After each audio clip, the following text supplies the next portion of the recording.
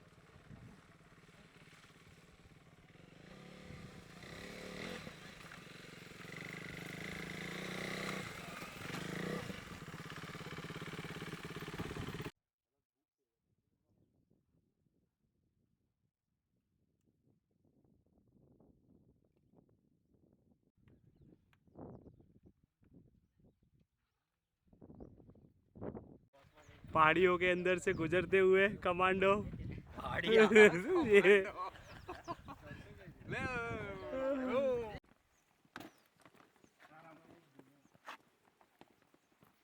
जांबाज कमांडो जाते हुए हैं सर जी। हाँ जी, जांबाज कमांडो नीचे उतर रहे हैं। अभी वो नीचे तो उतर रहे हैं, ऊपर जांबाज कमांडो कैसे आएंगे? क्रॉप करके डालना बोले। ऊपर की लो, हमारी छोड़ो, ऊपर की लो।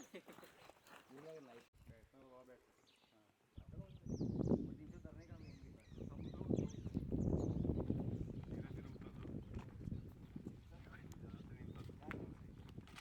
इतने में हालत खराब हो जाती है। माउंटिंग करता था